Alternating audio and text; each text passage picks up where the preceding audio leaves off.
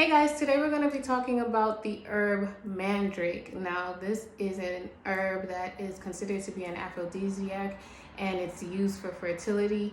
It's used for a lot of things that we're going to get into. We're going to basically touch on some of the properties of this herb, some of the benefits, some of the history, and some of the applications that it's used for and that you can possibly use for if you find it interesting.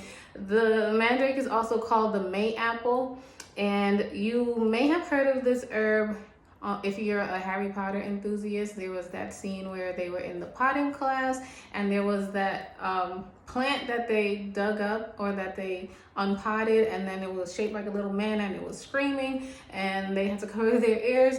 Well, for centuries it was believed that if you uproot a mandrake that it would shriek or that it would scream. That is an urban legend. Of course, in Harry Potter they sensationalized the movie with a lot of facts that was fun for the movie. But we're going to get into some of the history of this plant right about now. So first and foremost, I already mentioned it could be an aphrodisiac. It could be used for fertility. It can be used as not a hypnotic. It could be used as like a hallucinogen. And stuff like that. So yeah, it's a powerful narcotic, a hallucinogen. It's used to make the drug etoposide, which is, and it's also, as I said like 3 times already, it's an aphrodisiac. So the thing about this plant, and I'm going to be saying this a lot because I do not want I just want you to make sure that this is ingrained in you. You don't have to consume this in order to use it. Of course, a lot of people do. For a lot of the things that you will be using for an aphrodisiac, you have to consume it. There are other ways you can use a mandrake, but you don't have to consume it. But what I want to tell you is that it is a deadly plant if it's taken in large quantities. But it is medicinal. So it's been used in medicine during the medieval times, during the Renaissance, during the classical period, and also in modern medicine it's used, but not as much. So like as time has gone by, from medieval times until now, it's used in medicine less and less and less.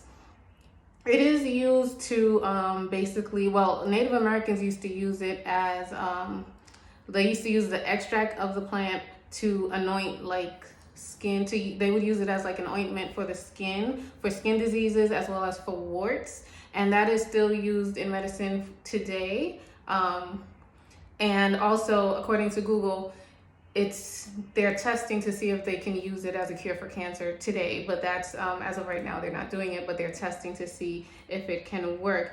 Urban legend has it that Native Americans also used to use it to commit suicide, and of course if you take it in large quantities it's lethal. In small doses it's commonly used as a laxative.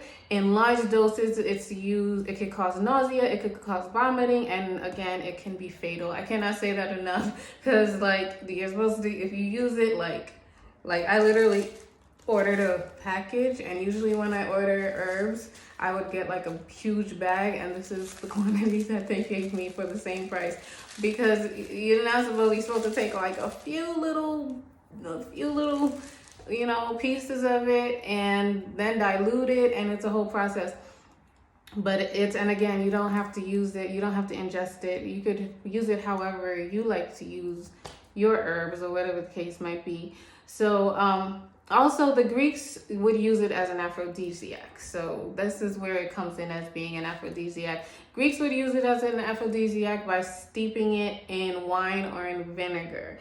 So an aphrodisiac is obviously something that stimulates you or arouses you in order to be able to procreate, right? So yeah, it is used as an arousal or as an aphrodisiac. You would basically steep it in, I would suggest water, like steep it in water, but the ancient Greeks used to steep it in wine or in vinegar. If you steep it in water, maybe take I would say 5 pieces, but the internet said take like 30 pieces, and then let it soak in water. If you do it in tea, in my opinion, this is all my opinion, but I'm not a doctor, so go to an actual herbalist who's been doing this for like 100 years, because this is such an intricate plant. But my suggestion, Google said 30 pieces. My suggestion is take like 5 pieces, put it in some water, and let it sit for a little while, and then drink it, and you will start to feel like the hallucinogens and the feel it working as a hallucinogen and feel it working as an aphrodisiac, allegedly. So that's what it's been used as historically. Also, it can. Oh, also it says the ancients actually refer to it as the love apple, as it's associated with the Greek goddess of love, Aphrodite. So you know what that means. Spiritualists use this herb for things related to attracting love. So that's another thing. And then if you're going to use it for fertility, again, I'm not a doctor. I cannot stress this enough. I'm not a doctor. This is a very strong plant. So go to an herbalist who specializes in this.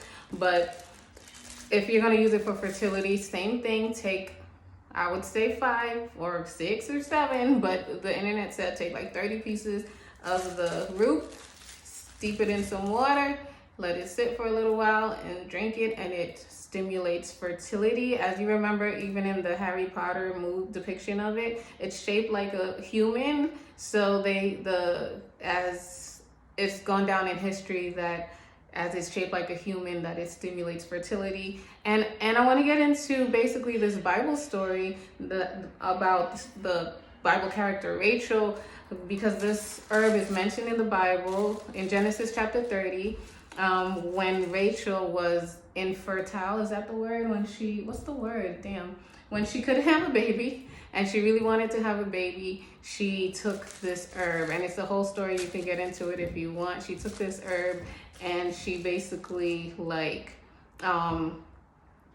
traded it. It was like her husband's, they used to have a bunch of wives back then. So her husband's other wife's son had a whole field of mandrake, it says in the story. And then she asked the other wife, can I have some of your son's herbs? A long story short, she ended up making a trade, got the herbs. She started to take it, and then she ended up being able to have a baby.